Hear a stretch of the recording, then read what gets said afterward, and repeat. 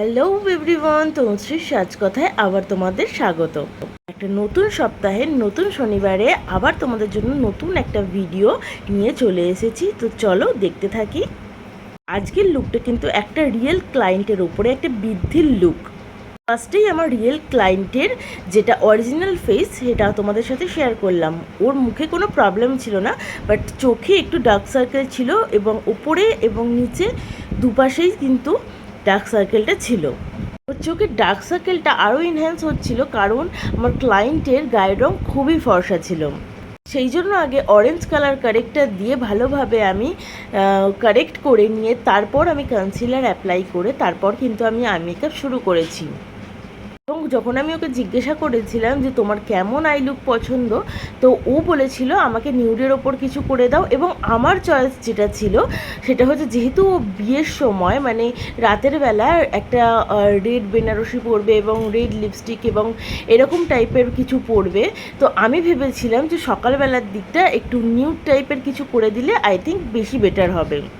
তো আমি যখন আমার ওপিনিয়নটা ওকে জানাই তখন ও বলে হ্যাঁ দিদি একদম ঠিকই বলেছো।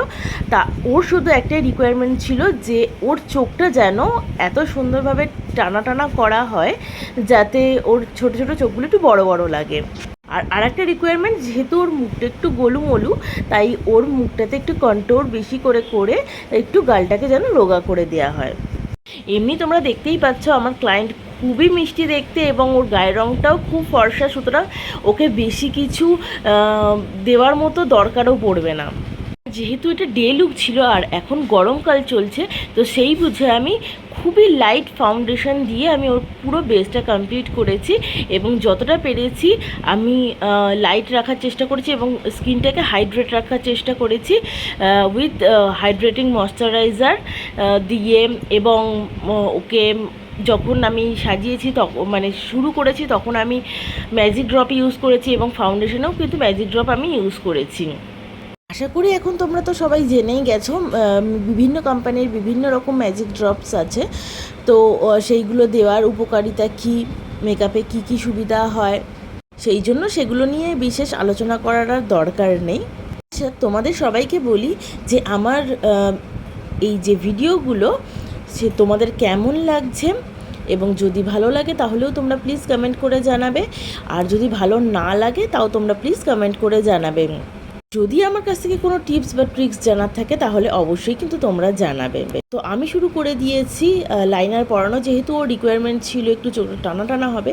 তো দেখো আমি ওর চোখটা কতটা টানা করি এবং কেমন লাগছে অবশ্যই কিন্তু তোমরা জানাতে ভুলবে না আমার এই বৃদ্ধির লুকটা।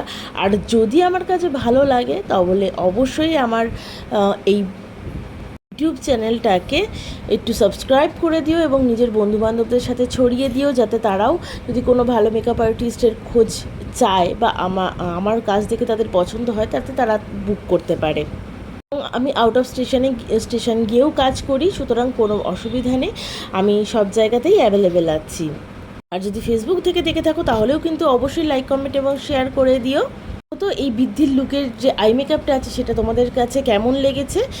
ব্রাইডের তো খুবই ভালো লেগেছিলো আমার কাজ। আমার তোমাদের সাথে কথা বলতে বলতে আমার ব্রাইডকে পুরো কমপ্লিট করে ফেলেছি এবং এটাই হচ্ছে ওর ফাইনাল লুক। আমি ফটো তুলেছি এবং আমি পরে ভিডিওটা নিতে পারিনি এবং ফটোগুলোই সেই জন্য অ্যাটাচ করেছি। তো তোমাদের দেখে যদি ভালো লাগে তাহলে অবশ্যই আমাকে জানিও। থ্যাংক ইউ সবাইকে, সুস্থ থেকো, ভালো থেকো এবং হাসি খুশি থেকো।